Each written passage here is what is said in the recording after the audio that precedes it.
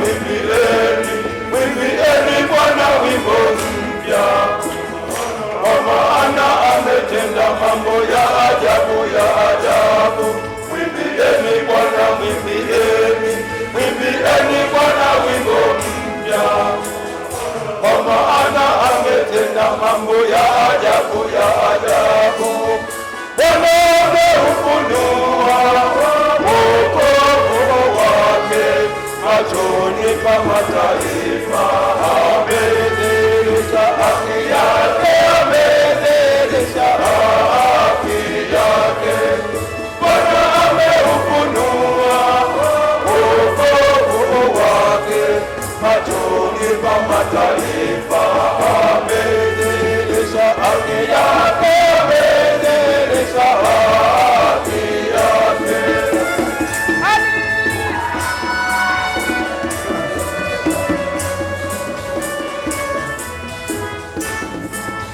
Kondoo wako ume wake mwenyewe, moyo wako mtakatifu umetenda wokovu.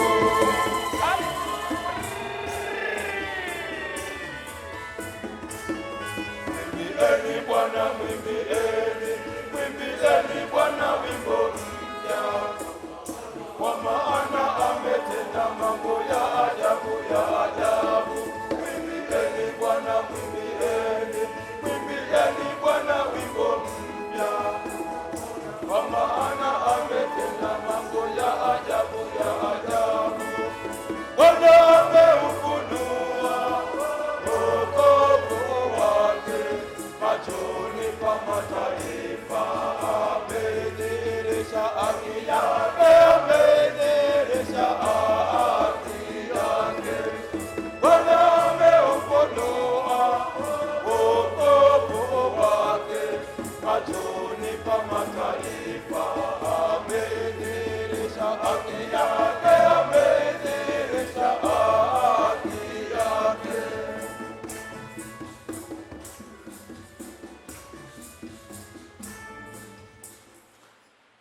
Na la Mwana na la Roho Mtakatifu. Bwana awe nanyi.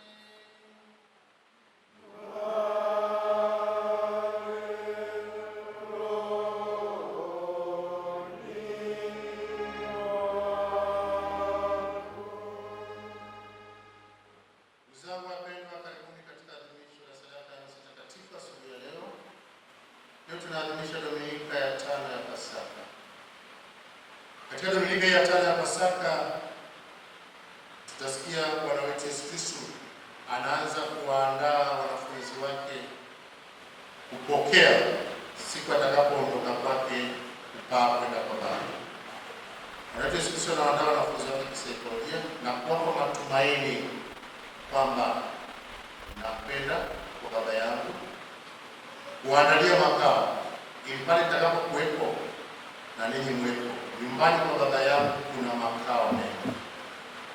Kwa hiyo tumaini kubwa ambalo Bwana wetu Yesu Kristo anatupa leo hii, nyumbani kwa Baba yake kuna makao mengi, na huko kila mmoja ambaye ameteuliwa kwa ubatizo ana nafasi yake kule mbinguni. Sisi ni wateule. Tutasikia Mtume Petro anatuambia hilo katika somo la pili. Tumekwisha teuliwa na sisi ni watu wa kumiliki uzima wa milele. Kwa basi tumwombe Mungu atujalie tuweze kuifuata njia ambayo Bwana wetu Yesu Kristo anatuambia yeye ndio njia, ukweli na uzima. Mtu hatafika kwa Baba isipokuwa kwa njia ya yeye.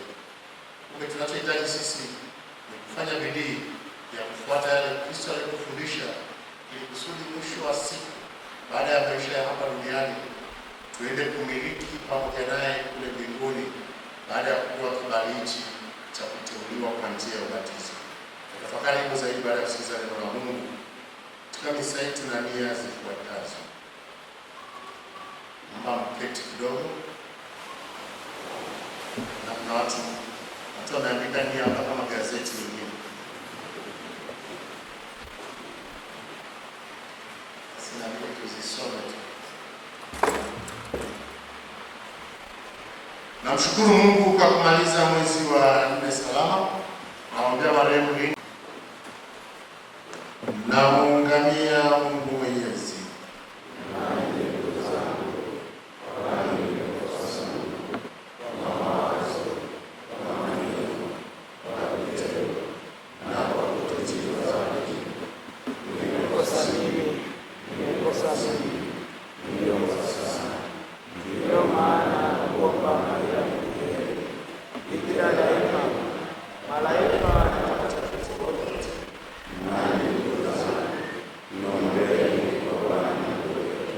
Mungu Mwenyezi atuhurumie, atusamehe dhambi zetu, atufikishe kwenye uzima wa milele.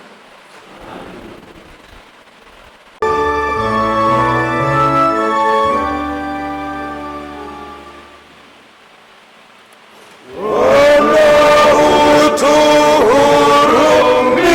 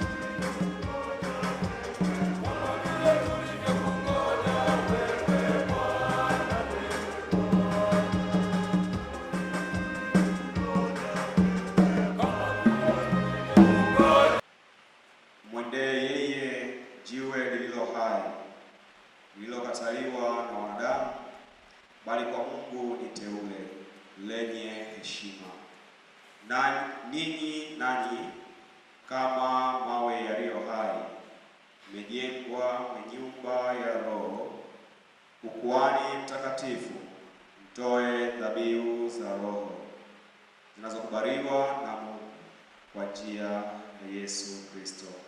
Kwa kuwa imeandikwa katika maandiko, tazama naweka katika Sayuni jiwe kuu la pembeni, teule lenye heshima, na kila amwaminie hata tayaharika.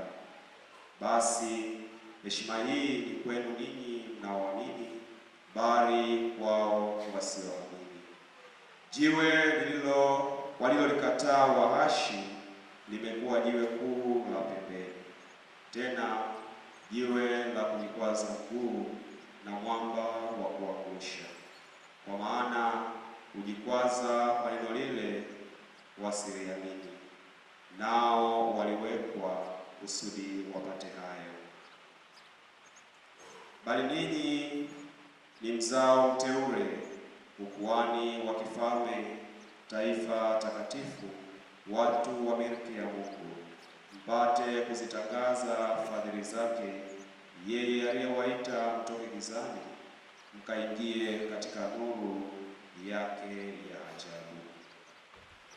Neno la Bwana.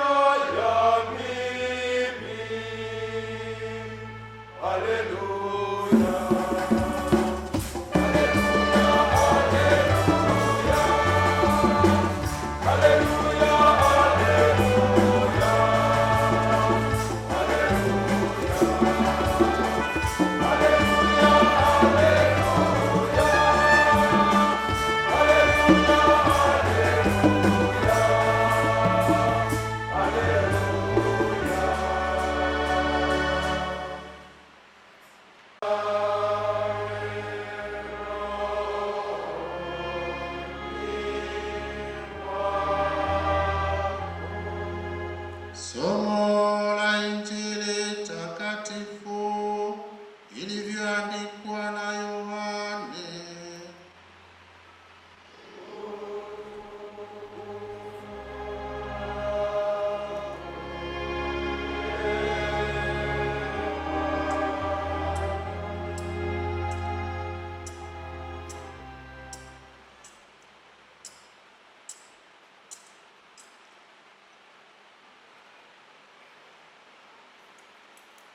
Sura ya 14 aya ya kwanza hadi ya 12.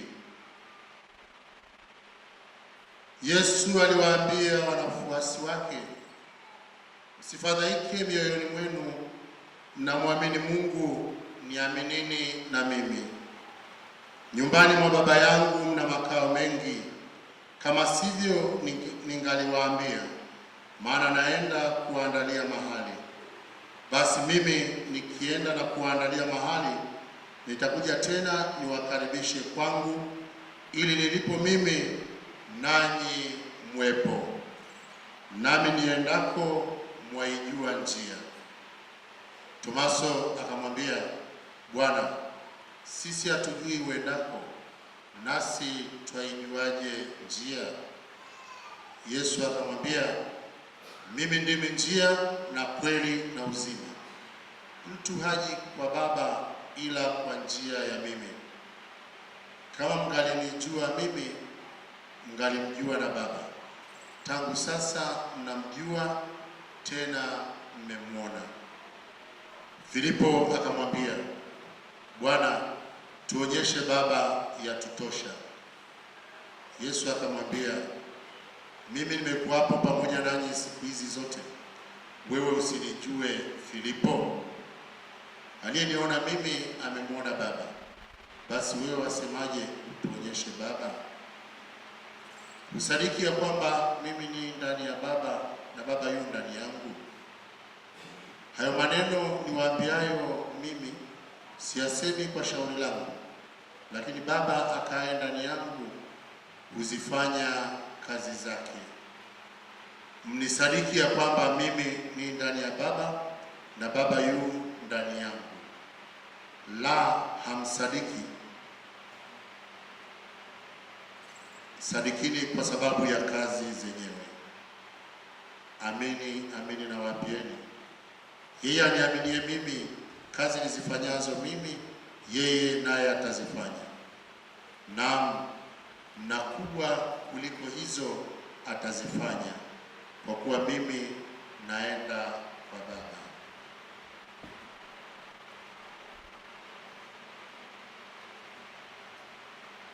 Neno la Bwana.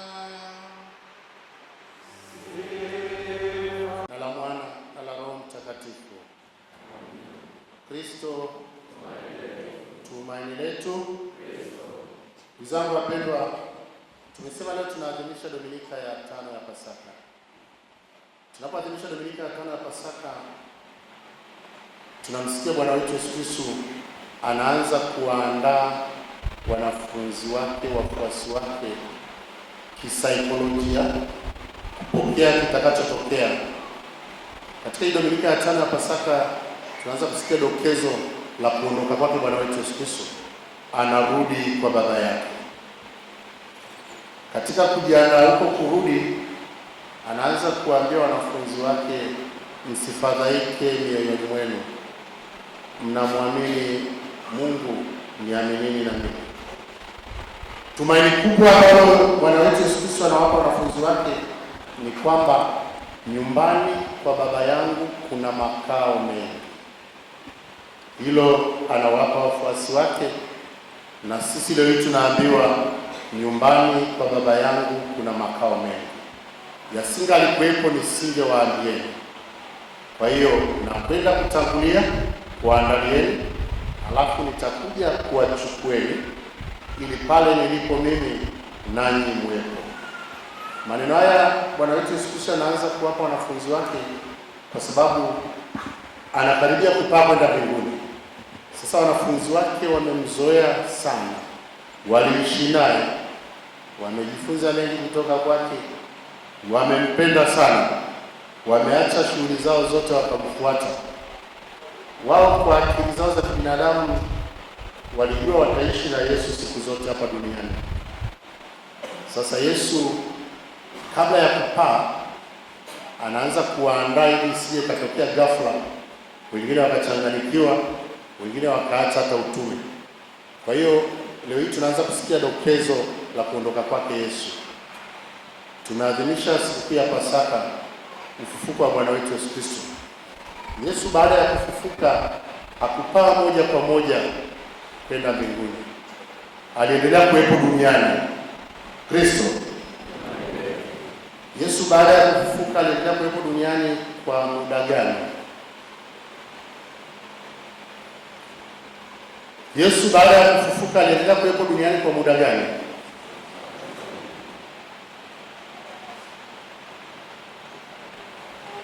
Aliendelea kuwepo duniani kwa siku ngapi?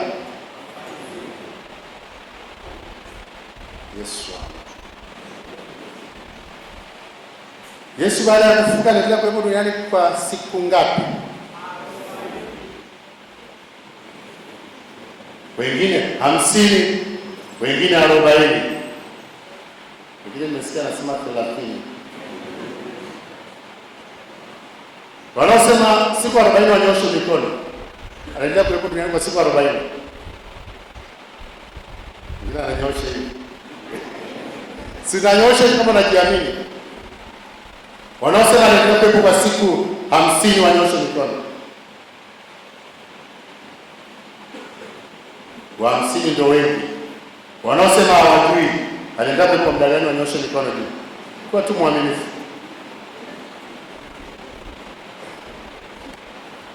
Wakatoliki tunapaswa tufahamu mambo yetu haya mazito ya imani yetu.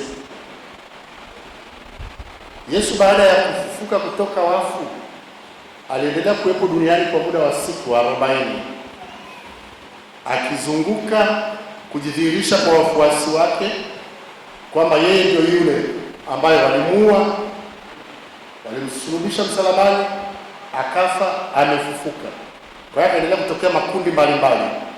Wafuasi wake, wale wanawake mlisikia, wale wa Emmaus mlisikia Dominika mbili zilizopita, na makundi mengine mengi. Na akaendelea kufanya baadhi ya utume baada ya kufufuka kwake, lakini akiwa na mwili mtukufu. Wakati huo hahitaji tena mtu amshike wala kumgusa. Na alikuwa akidhihirisha kwa kuonyesha kovu za misumari mikononi na ubavuni alipochomwa kwa mkuki. Kwa nini aliendelea kuwepo kwa siku 40?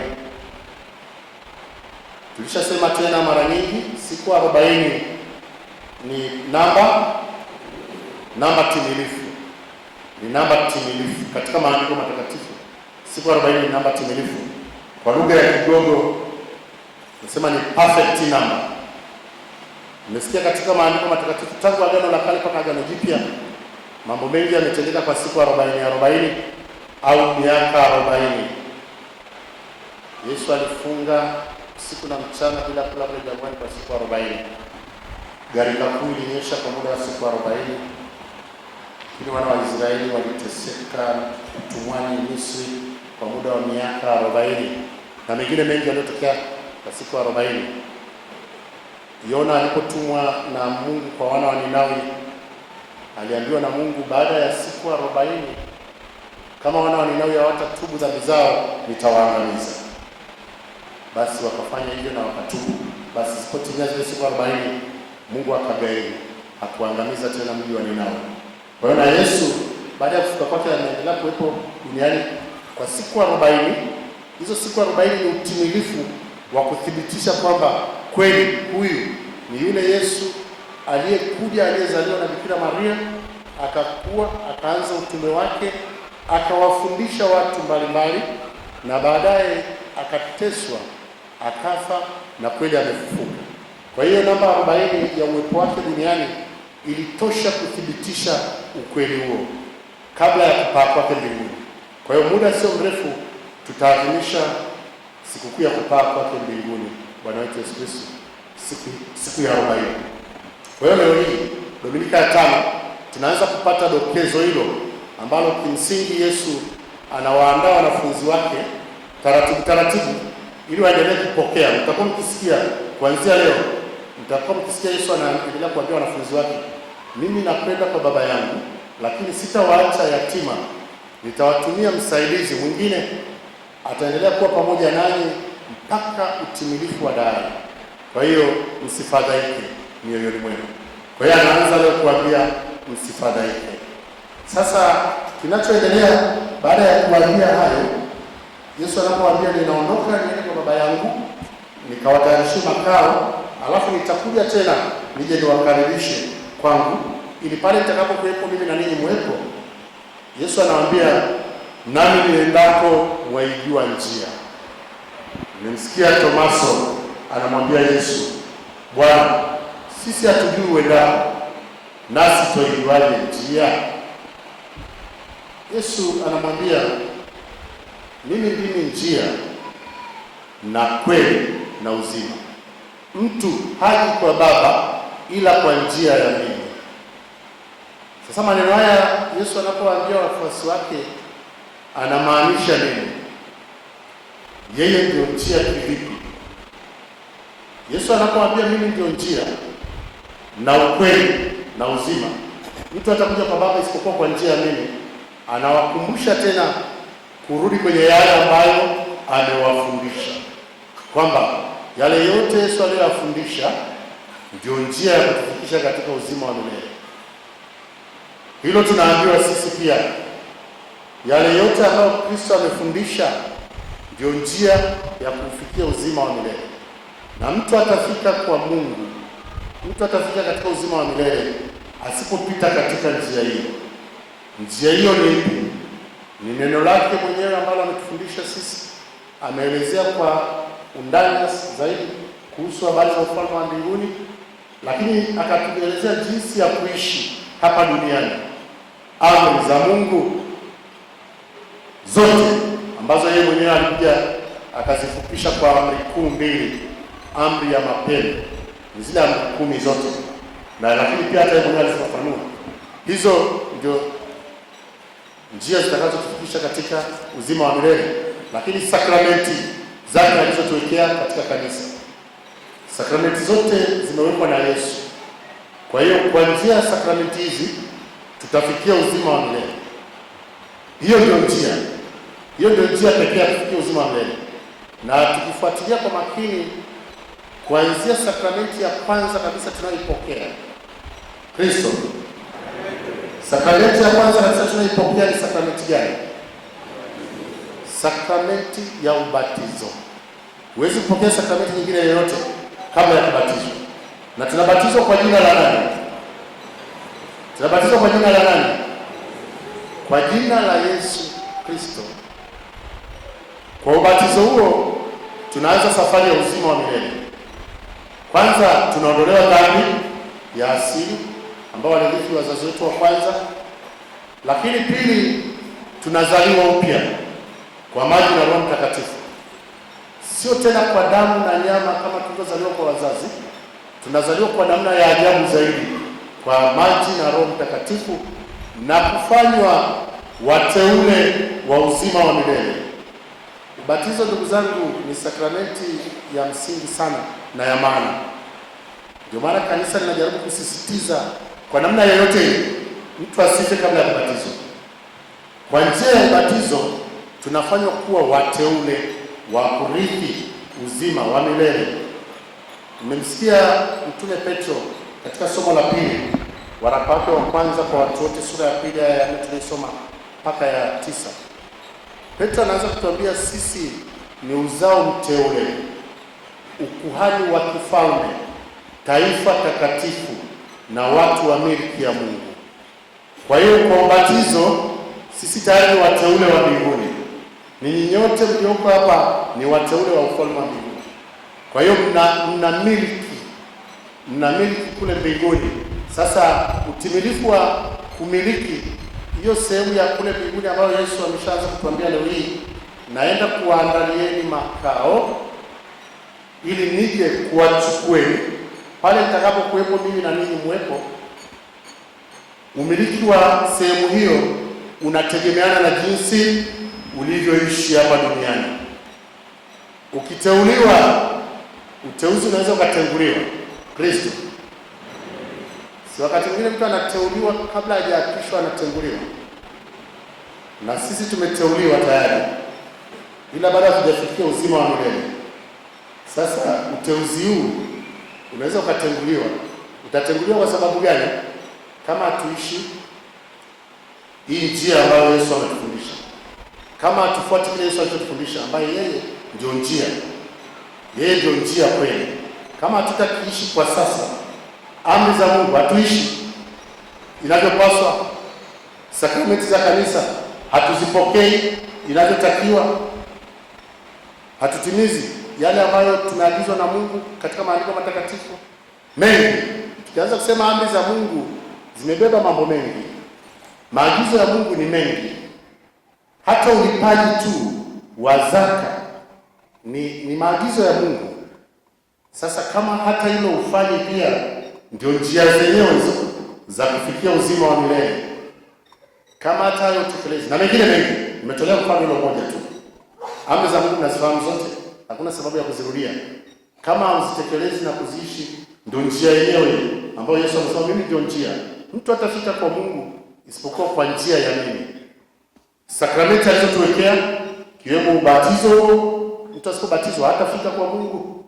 Unaweza kubatizwa pia na pia usifike pia, kama uendelee kuishi ahadi za ubatizo kwa kuendelea kupokea sakramenti ya kitubio na sakramenti ya Ekaristi Takatifu ambayo ndio mwili wenyewe kabisa wa Bwana wetu Yesu Kristo, ambao ndio chakula cha uzima kabisa. Kama ukiishi, kama upokei ukiwa unastahili, unaukosa uzima wa milele. Maana Yesu mwenyewe alirudi tena akasema, mimi ndimi chakula kilichoshuka kutoka mbinguni. Mtu asipokula chakula hichi hana uzima wa milele. Kwa hiyo utaona kwamba ndio njia zenyewe hizi za kufikisha katika ufalme wa mbinguni. Sasa sisi wanadamu wakati mwingine tunajisahau tukizania kwamba maisha ya hapa duniani ndio maisha. Lakini Yesu leo anatuthibitishia kwamba hapa duniani sio kwetu. Anatuambia hilo alipomwambia wafuasi wake. Na hilo tunapaswa tuwe na utimamu kabisa kile inapoitwa leo, kwamba hapa duniani sio kwetu. Mara nyingi tunang'ang'ania malimwengu, tunaacha kujiandaa kwa ajili ya ufalme wa mbinguni. Haimaanishi kwamba watu wasifanye kazi na kutafuta mahitaji ya msingi. Hiyo ni lazima ifanyike, lakini kwa haki na kwa upendo, na lengo lake liwe ni msaada wa kutusaidia kufika ufalme wa mbinguni. Mahitaji tunayohitaji hapa duniani yawe msaada wa kutusaidia kufikia uzima wa milele.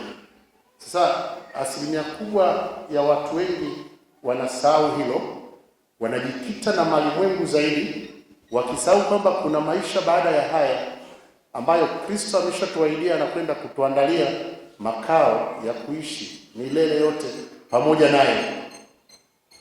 Na ndio maana Yesu katika Injili ya Mathayo sura ile ya 19 mstari wa 16 mpaka wa 26 tunasikia habari za yule kijana aliyemwambia Yesu, nifanye nini ili niweze kupata ufalme wa mbinguni? Yesu akamwambia, unazijua amri? Akazitaja pale. Na yeye akasema, hizo nimezishika tangia utoto wangu. Yesu akamwambia, basi umesema vema. Umepungukiwa na kitu kimoja tu. Nenda ukauze vyote ulivyo navyo, uwape maskini, alafu kisha unifuate, nawe utakuwa na uzima wa milele. Yule kijana alifanya nini?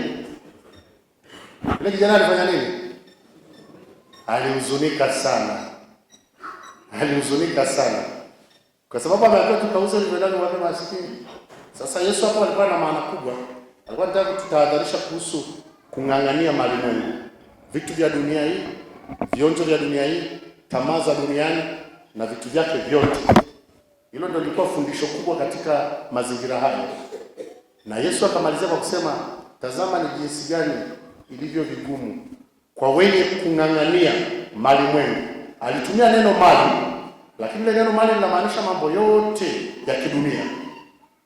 Tazama jinsi ilivyo vigumu kwa wenye kung'ang'ania mambo ya ulimwengu, itakavyokuwa kwa ngumu kuingia katika uzima wa milele.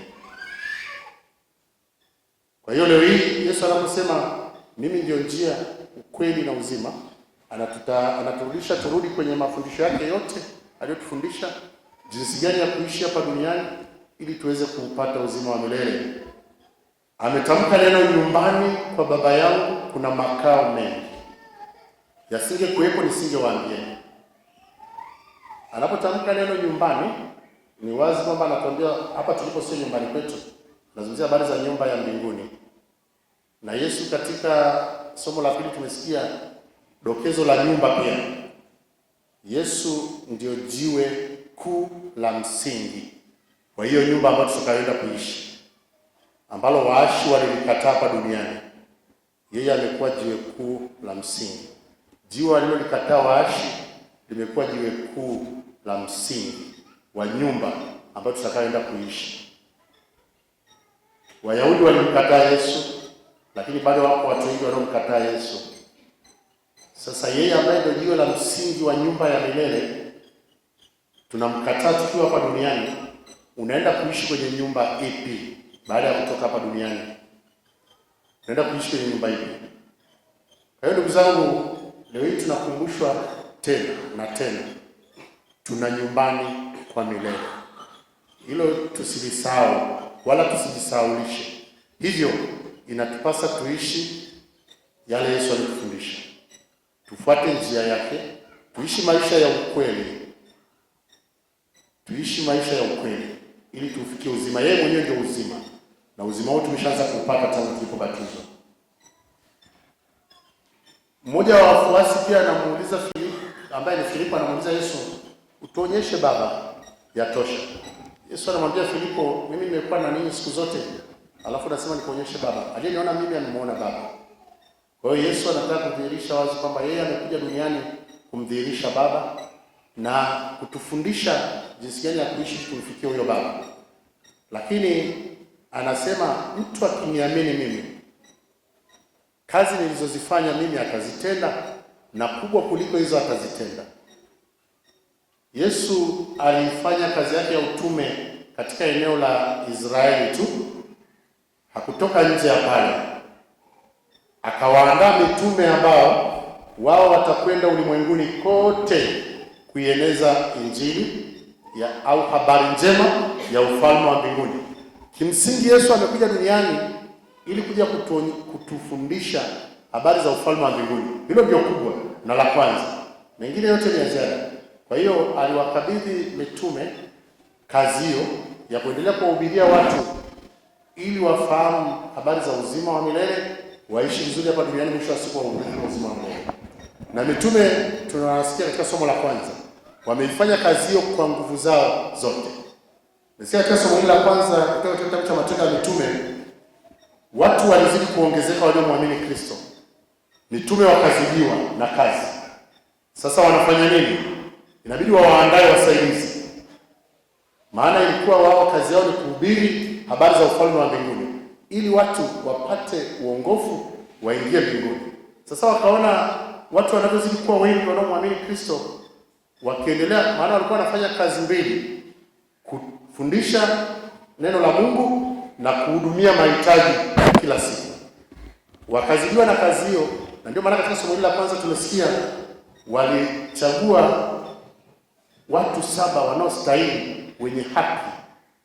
Waliwaambia wateue watu 7 ambao wanakubalika katika jamii, alafu wao wataomba na kuwawekea mikono, kumwomba Roho Mtakatifu awashukie ili waweze kuendelea kufanya kazi ya kuhudumia zile shughuli nyingine za kawaida. Kwa kuwawekea mikono wale watu 7 wameteuliwa, tumesikia majina yao hapa, akiwemo mmoja wapo wa kwanza kabisa ambaye tunamsikiaga mara kwa mara, Stefano, shahidi wa kwanza wa Kristo. Tunamsikia kila baada ya Christmas. Yeye ni shahidi wa kwanza wa Kristo, Stefano. Kwa hiyo na miongoni mwa wale 7 wakaanza kazi ya kuhudumia. Hapo ndipo tukio lilipozaliwa, tunaposikia mashemasi. Mashemasi ni wasaidizi wa maaskofu na mapadri. Walizaliwa katika mazingira haya. Mitume walipowaita wale 7 wakawekea mikono, wakawa wahudumu wa mezani, wa huduma za kila siku. Na ndio maana mashemasi wanahudumia katika altare na kugawa pia Ekaristi. Ilianzia katika Matendo ya Mitume wakati wameanza kazi ya utume. Kwa hiyo wakaendelea na huduma hizo, na mitume wakaendelea kuhubiri neno la Mungu, na neno hilo likasambaa ulimwenguni kote mpaka leo hii sisi tumelisikia, na bado linaendelea kuhubiriwa na litaendelea kuhubiriwa mpaka Yesu atakaporudi. Lengo lake ni kwamba kila mmoja aisikie, ili mtu asije akatokea akasema mimi sikusikia habari za ufalme wa mbinguni. Kila mmoja asikie habari za ufalme wa mbinguni, akipenda kumfuasa Kristo ambaye ndio njia, ukweli na uzima, amfuate. Akitaka kukataa kwa hiari yake akatae, lakini mwisho wa siku asimlaumu mtu yeyote. Kwa hiyo na sisi tulioko hapa hatupaswi kuja kumlaumu mtu yeyote tutakapokosa uzima wa milele. Tumelisikia neno la Mungu mara nyingi, tunachosisitiza ni kuliishi. Basi tumuombe Mungu atujalie neema ya kuishi njia hii ambayo Bwana wetu Yesu Kristo anatuhakikishia hakuna mtu atakayefika kwa Mungu bila kupitia kwake. Tuwaombee na wale ambao wamwamini Kristo bado ili wamwamini. Niwaambia kwenye misa ya kwanza katika Vatican I, Kanisa Katoliki lilideclare wazi kabisa kwamba Hakuna wokovu nje ya kanisa Katoliki. Nilisema hivyo kwa sababu ni wazi kwamba tunu zote za kupata uzima wa milele ziko ndani ya kanisa Katoliki. Ni watu tu wanahangaika huku na kule, hawariziki na yale ambayo yaliyopo ndani ya kanisa. Kwanza hawayaishi. Umeshayaishi kikamilifu kwanza, ukakosa kile ambacho unakihitaji katika maisha yako. Umeshaishi amri za Mungu kikamilifu. Umeshaishi sakramenti za kanisa kikamilifu. Uone kama Mungu anadanganya au Yesu anadanganya. Umeshaishi hizo kwanza. Umeshaweza kuziishi kabla ya kutoka kwenda kuanza kuhangaika huko na huko. Sasa tunu zote za uokovu wa mwanadamu ziko ndani ya kanisa Katoliki. Tuna nyenzo zote za kutufikisha kwenye uzima wa milele. Kinachohitajika ni sisi kuzitumia, kuziishi na kumwomba Mungu atujalie neema yake zitusaidie kutufikisha kwenye uzima wa milele. Hakuna sababu ya kutangatanga. Hakuna sababu ya kutangatanga. Tuna kila kitu tayari ndani ya kanisa. Kila kitu kipo. Hivyo tuvitumie pasavyo kwa kumfuata Bwana wetu Yesu Kristo ambaye ndio njia, ukweli na uzima. Mwisho wa siku tuweze kuishi nyumbani kule anapoenda kutuandalia makao kwa milele yote. Tumsifu Yesu Kristo. Tusimame tukiri imani yetu.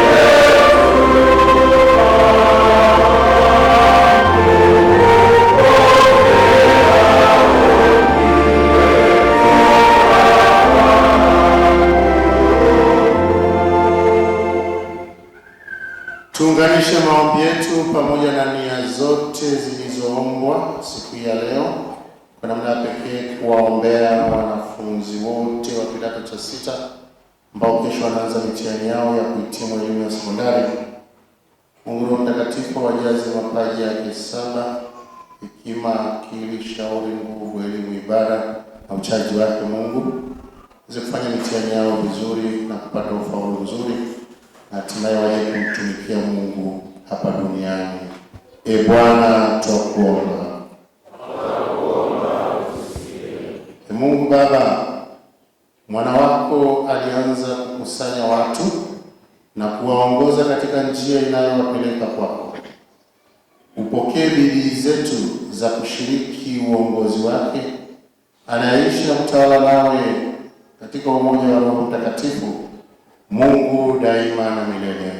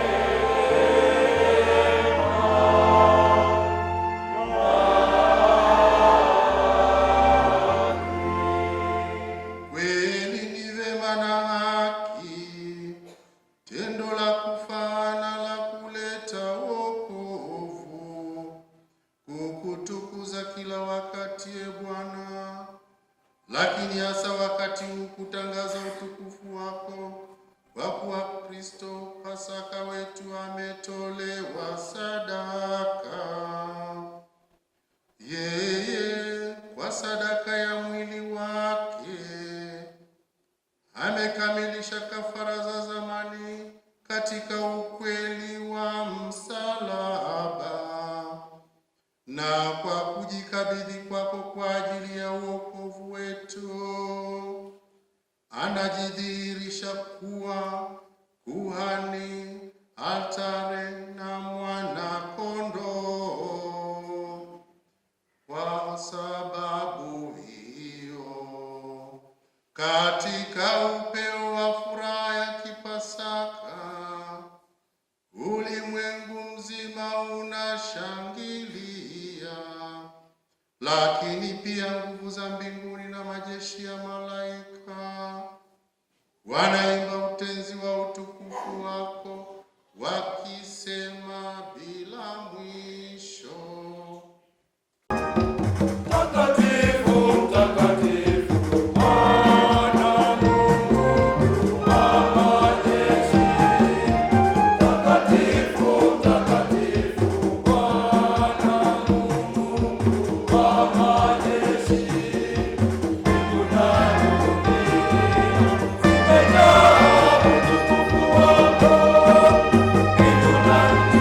Thank you.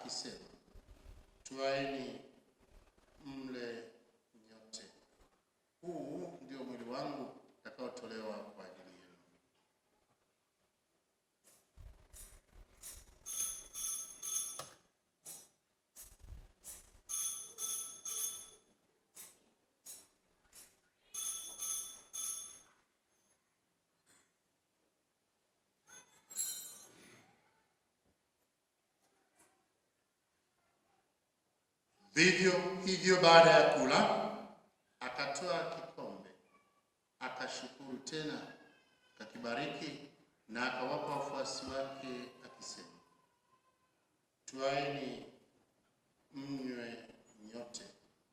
Hiki ndicho kikombe cha damu yangu, damu ya agano jipya na la milele, itakaomwagika kwa ajili yenu na kwa ajili ya wengi kwa maondoleo ya dhambi.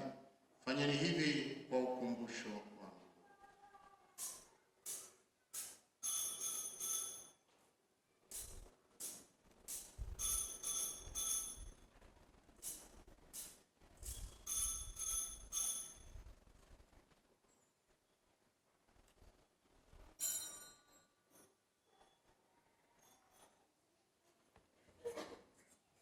Tutangaze fumbo la imani. Ee Bwana, tunatangaza kifo chako na kutukuza ufufuko wako mpaka utakapokuja. Kwa hiyo Bwana, tunapoadhimisha ukumbusho wa kifo na ufufuko wake mwanao, na kutolea mkate wa uzima na kikombe cha wokovu, tunakushukuru kwa kuwa umetustahilisha kusimama mbele yako na kutumikia. Pia tunakusihi kwa unyenyekevu ili kushiriki mwili na damu ya Kristo, tukusanywe na Roho Mtakatifu tupate kuwa jamaa moja. Bwana, ulikumbuke kanisa lako lililoenea kote duniani, ulikamilisha katika mapendo pamoja na Baba Mtakatifu wetu Leo wa 14 na askofu wetu mkuu Beatus Kinyaia, askofu msaidizi Wilbrod Kibozi na wakileva wote. Wakumbuke watumishi wako marehemu wote tunaoombea katika misa hii uliowaita kwako kutoka dunia hii. Wajalie ili wao walioshirikishwa kifo cha mwanao kwa ubatizo washiriki pia ufufuko wake. Wakumbuke pia ndugu zetu waliofariki dunia wakiwa na tumaini la ufufuko, na marehemu wote waliofariki dunia katika huruma yako uwapokee kwenye nuru ya uso wako. Tunakuomba tuhurumie sisi sote. Ni pamoja na Maria Bikira mwenye heri mama wa Mungu, na Mtakatifu Yosefu mume wake Bikira, mitume wenye heri, Mtakatifu Petro somo na msimamizi wa parokia yetu, Mtakatifu Gema Galgani somo na msimamizi wa jimbo letu, na watakatifu wote waliokupendeza tangu kale, tustahili kushiriki uzima wa milele na kukusifu na kutukuza kwa njia ya mwanao Yesu Kristo.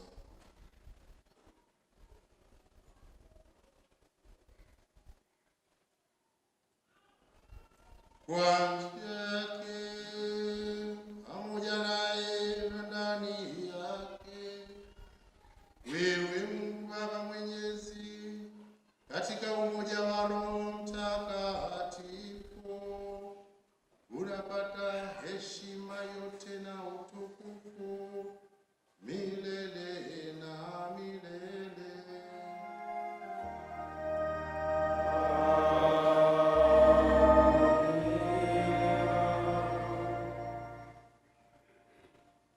Kwa kulitii agizo la Mwokozi wetu na tukifuata mafundisho yake ya kimungu, tunathubutu kusema: Baba yetu Uliye mbinguni, jina lako litukuzwe, ufalme wako ufike, utakalo lifanyike duniani kama mbinguni. Utupe leo mkate wetu wa kila siku, utusamehe makosa yetu kama tunavyowasamehe na sisi waliotukosea, usitutie katika kishawishi, lakini utuokoe maovu. Bwana, tunakuomba utuokoe katika maovu yote. Jalie kwa wema amani maishani mwetu, kusudi kwa msaada wa huruma yako utuokolewe daima na dhambi, wala tusifadhaishwe na jambo lolote, napotazamia tumaini lenye heri na ujio wa Mwokozi wetu Yesu Kristo.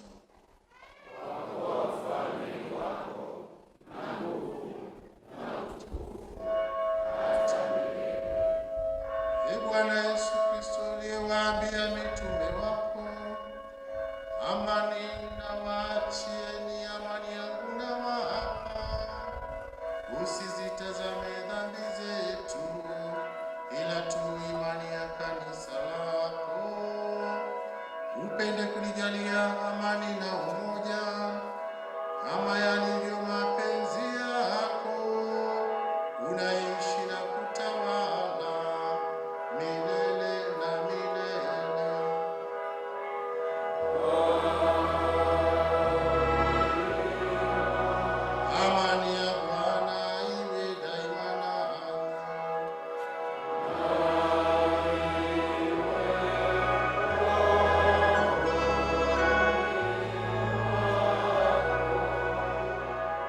Tupeane amani.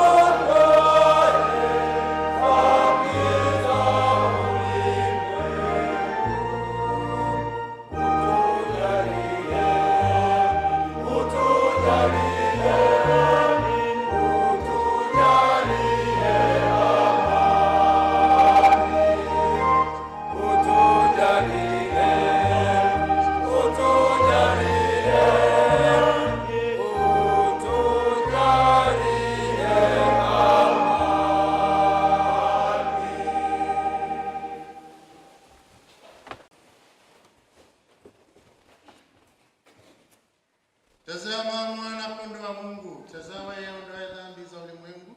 Heri yao walioalikwa kwenye karamu ya mwana-kondoo. Ee Bwana, sistahili uingie kwangu, lakini sema neno tu na roho yangu itapona. Mwili wa Kristo utulinde tupate uzima wa milele. Amen.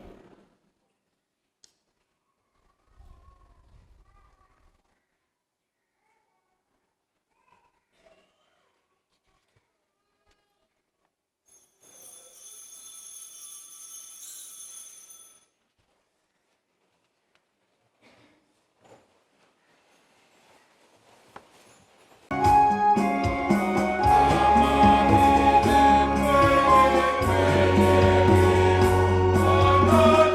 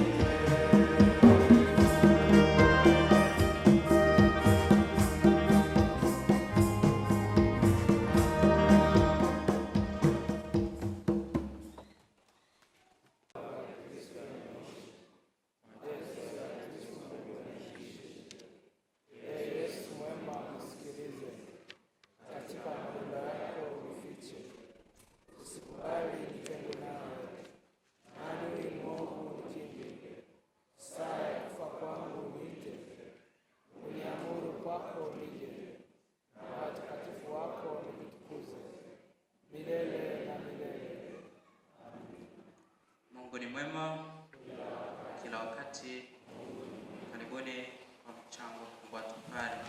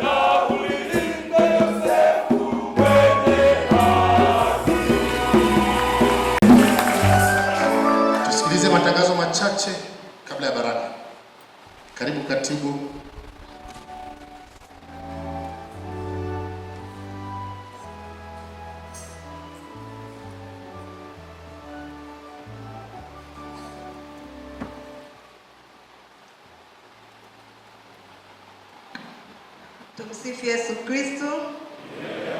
Kristo. Asante Baba kwa kutuongozea ibada ya misa takatifu. Niwapongeze UWAKA, kwa kweli leo mmefanya mambo.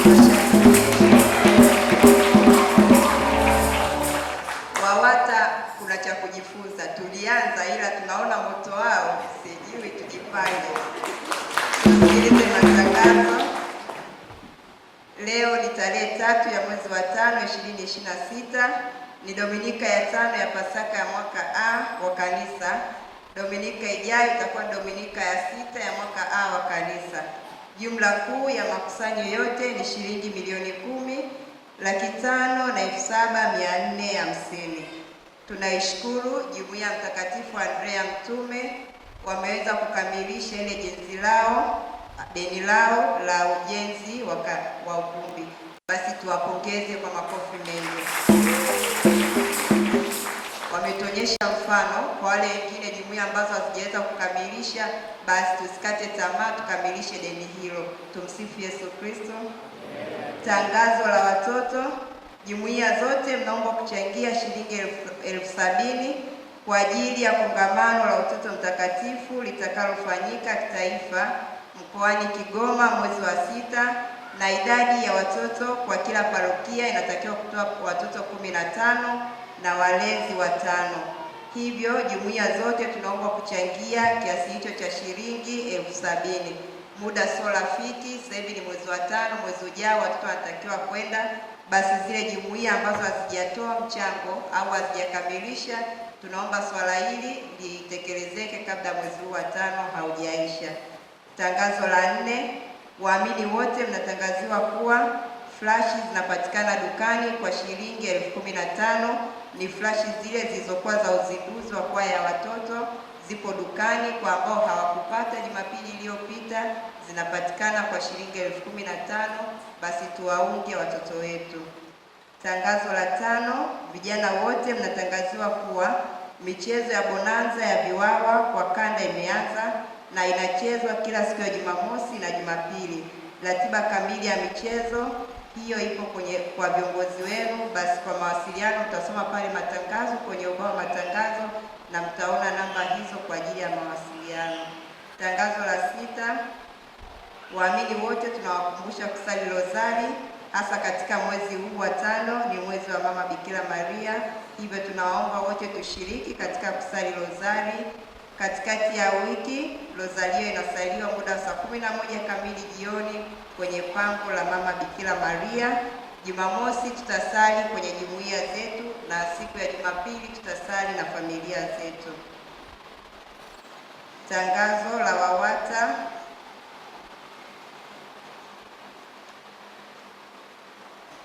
Jumapili ijayo tarehe 10 ya mwezi wa 5, WAWATA wote wa parokia Mtakatifu Petro Mtume Swaswa tutafanya uzinduzi wa kitenge cha parokia chenye ujumbe wa moyo safi wa Mama Bikira Maria. Kinapatikana katika duka letu la Bisakramenti hapo nje. Pia uzinduzi huo wa WAWATA wote tutakuwa tunasali kwa pamoja kila Jumapili ya pili ya mwezi. Tutakuwa tunasali na kutoa vipaji kwa lengo la kutegemeza nyumba zetu za watawa zilizoko hapa kwenye parokia yetu. Basi tusikose, na mazoezi yanaanza kesho siku ya Jumatatu mara baada ya kusali rozari. Siku hiyo na sisi tufunike UWAKA tena wasaulike, tuwe WAWATA. Tumsifu Yesu Kristo. Pia tunakumbushwa tarehe 9 mwezi wa 5 ni siku ya rozari ya mateso 7 na tutafanya kule parokia ya Kisasa. WAWATA wote tunaombwa tushiriki. Tunawashukuru wanajumuiya Mtakatifu Lucia kwa majitoleo yao ya vipaji vyenye thamani ya shilingi 85,000 kwa huduma ya usafi wa kanisa, mazingira, usimamizi wakati wa misa, wiki inayoisha na wiki inayoanza kesho ni zamu ya Mtakatifu Elizabeth wa Ungaria na Jumuiya Mtakatifu Yakobo wanaombwa kujiandaa. Tangazo la ndoa kwa mara ya pili. Ndugu Robert Stanford bin Stanford Mwagalawa na Happiness Mwagalawa anakusudia kufunga ndoa na Gaudensia Fidelis Msendo binti Fidelis Msendo na Mary Joseph Lufumbo. Bwana na bibi wanaishi Dodoma, na yeyote anayejua kizuizi cha ndoa hii afike kumtaarifu padri mapema. Mwisho ni waombe wale tuliochukua kadi za Shemasi Philip Adriani Mtwa, basi kama ulichukua kadi hii na hujatoa ule mchango, tunakuomba uwasilishe mchango wako. Kuna namba hapa chini, au kwa ambao hawana hizi namba basi wataliona, lakini pia unaweza ukapeleka kwenye ofisi ya paroko au ukampatia blaza mchango huo. Tumsifu Yesu Kristo. Mwisho wa matangazo. Mwezi ujao kule Kigoma kuna jumuiya ambazo zimeshafanya vizuri tayari, wengine bado viongozi. Hili sio swala la parokia Mtakatifu Petro peke yake wala jimbo la Dodoma, bali ni swala la Tanzania nzima. Ni kongamano la kitaifa Mtoto Mtakatifu Tanzania nzima. Kwa hiyo parokia zote Tanzania wanapeleka wawakilishi kule Kigoma. Nafahamu safari ya Kigoma ni ndefu. Hiyo gharama inayotolewa ni kwa ajili ya watoto 15 na walezi 5. Kwa hiyo tunaomba basi wale wa viongozi wa jumuiya ambazo bado hamjaanza kutoa kabisa, mlete basi, muda umekwisha. Tumsifu Yesu Kristo. Kuhusu mafundisho ya Ekaristi Takatifu na kipaimara, watoto walianza vizuri, walikuwa wanahudhuria wengi. Kadiri siku zinavyoenda, wengine hawaji mafundisho. Tumeligundua hilo kwamba watoto wengine wengi hawaji mafundisho, wanasubiri ikifika mwishoni wakisikia kwamba kuna mtihani wa maandalizi ya kupokea Ekaristi au kipaimara ndo wanakuja. Sasa tunataka tutoe siku 4 katika wiki 2 zinazokuja, Jumamosi ijayo na Jumapili, na Jumamosi ya wiki inayofuata na Jumapili tunafanya uhakiki wa watoto wanaohudhuria mafundisho kwa mara ya mwisho kabisa. Ambaye atakuja katika hizo siku 4 basi ataanza mwakani. Alafu kuanzia hapo mtu akikosa siku moja bila sababu ya msingi, siku moja tu, sasa hivi hatusemi tena mara 3, siku moja tu bila sababu ya msingi. Maana mtu asipokuja mafundisho kuna sababu, si ndio? Watoto wakiwa waendi shuleni, si mnaenda kuwaombea ruhusa. Mbona huko kanisani hamsemi chochote? Naona watu wanavyopuuza mambo ya kanisa. Watoto wenu shuleni wakiwa hawaendi, mnaenda kutoa taarifa kwamba mtoto ni mgonjwa au amesafiri au kuna dharura. Lakini kwenye mafundisho ya Ekaristi na kipaimara hamuhangaiki. Sasa siku mtoto akikosa mara moja tu bila sababu, ataendelea mwakani, au basi kama sio mwakani atafanya siku ambayo anapenda, kabla kupokea siku anafunga ndoa, kama atafunga ndoa. Kristo. Kwa hiyo wazazi tunaomba mlizingatie. Tunatoa siku 4 za kuhakiki majina vizuri kabisa, kipaimara na Ekaristi, ambao basi watakosa katika hizo siku 4 moja wapo, basi tutamwomba tu apumzike nyumbani. Wazazi msije mkaanza kusumbua. Tumesema hapa, si mnasikia wote. Mkisikia mzazi analalamika huko njiani, mwambie kwani haukusikia. Sawa jamani? Tumsifu Yesu Kristo. Mmesikia wote? Kwa hiyo mtu akiwa analalamika huko, mtoto wangu ameachishwa mafundisho, mwambie kwani wewe ulisikia nini? Kwa sababu na wazazi wengine kazi yao ni kulalamika tu, lakini kumuhimiza mtoto aje mafundisho hawamuhimizi. Sasa hilo basi tutalizingatia. Kabla sijamalizia, nimkaribishe mwenyekiti wa UWAKA hapa mbele, ana neno la kusema. Karibu mwenyekiti.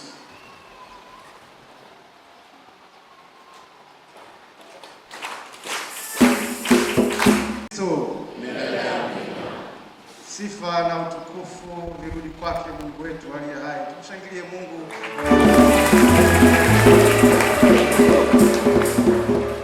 Kwa kweli tunamshukuru sana Mungu kutufikisha siku ya leo. Hakika imekuwa nzuri sana. Tunamshukuru Mungu, sisi wanaume tumejitokeza kwa wingi, lakini tunawashukuru WAWATA pia mmefika kwa wingi kuifanya siku yetu imekuwa kama ilivyo siku ya leo. Tunamshukuru sana Baba Paroko ambaye ni mlezi wetu wa UWAKA, lakini pia ni mlezi wa vyama vyote vya kitume parokiali. Maana tulipompa wazo hili alikubali na kutia moyo, na hata leo amekubali kushiriki nasi. Kama mnavyomuona amependeza. Waka namba 1. Na mimi nimetokelezea. Asanteni waka kwa kunipa vazi. Katikati yetu tuna wageni ambao wametoka parokia mbalimbali za dekania yetu, viongozi wa UWAKA. Tuna ushirikiano mzuri sana ndani ya dekania yetu. Kama unaona hapo katikati yetu, naomba kwa heshima niwasimamishe tuwapongeze kwa makofi. Wageni wetu karibuni, msimame. Wale wageni wa UWAKA kutoka sehemu karibuni sana. Wachache naona walikuwa wametoka kidogo nje, naona wako pembeni. Lakini tunawashukuru sana. Tunashukuru Mungu kwa ajili ya kwaya yetu ya UWAKA. Hii tumejinoa kwa wiki moja. Sipati picha kama ingekuwa mwezi mmoja ingekuwa. Wiki tu. Tunamshukuru sana Mungu. Baada ya misa hii, wanaume wote tutaelekea ukumbini katika ukumbi wetu wa parokia. Hapo tutakuwa na mazungumzo machache sana. Baada ya hapo tutapata chakula cha pamoja. Tutakuwa na kikao chetu cha wanaume pale. Na leo kwa bahati nzuri tutakuwa na wakilishi wachache wa wanawake. Lakini siri ya kikao hicho ni kutoa siri za kikao hivi. Tulioalika ni kamati tendaji ya halmashauri ya walei parokia, kamati tendaji ya WAWATA, kamati tendaji VIWAWA na kamati tendaji na watoto wawakilishi 5 watakuwakilisha watoto wengine. Lakini tumewalika masista. Bahati nzuri makatekista wote ni UWAKA, kwa hiyo automatically wataingia. Baada ya kusema haya, Baba, nakushukuru sana kwa misa takatifu, umetuongozea, umetulisha neno zuri. Asante sana, tuzidi kumshukuru Mungu kwa yote. Asante sana mwenyekiti. Namuona makamu mwenyekiti Mr. Kisamba, sauti ya kwanza, simama.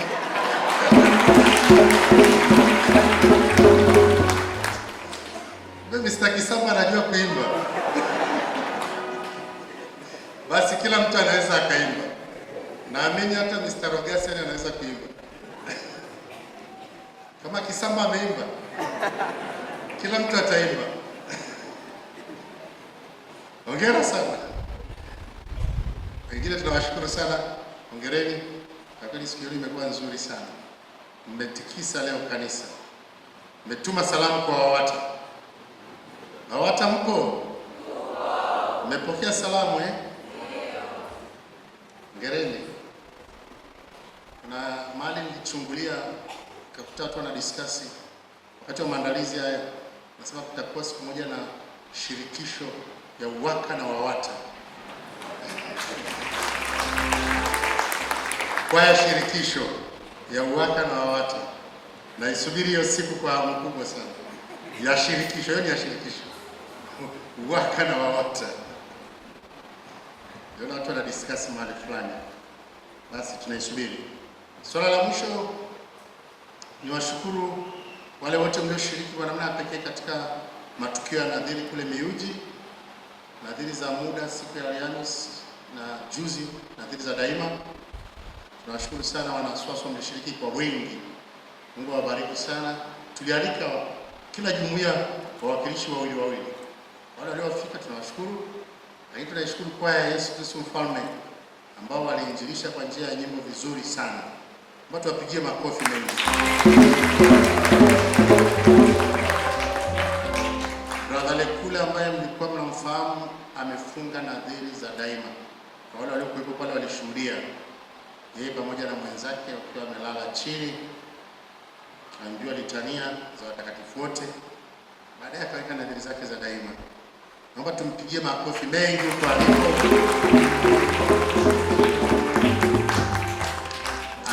Aliwaga hapa akamwambia anaenda kujiandaa kwa nadhiri za daima. Safari moja inaanzisha nyingine.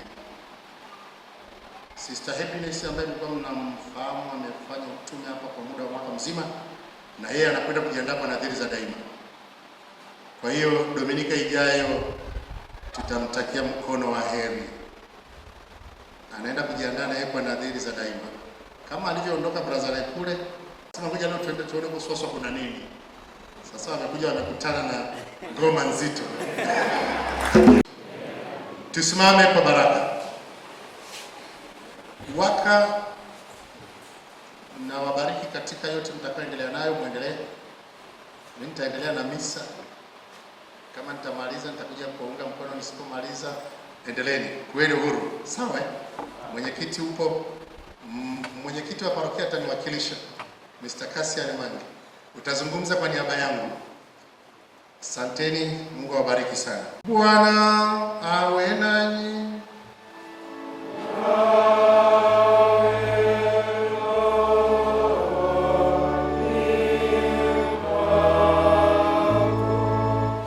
Mungu wa faraja yote azipange siku zenu katika amani yake, na wajalie mapaji ya baraka zake.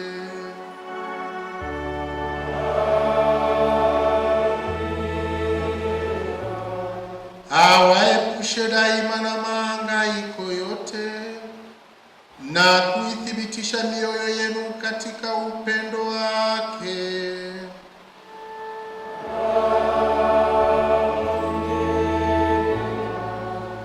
Na wajaze mapaji ya imani, matumaini na mapendo, ili mpate kuishi maisha haya mkiwa na juhudi katika kazi, na mfike kwa furaha katika uzima wa milele mbinguni.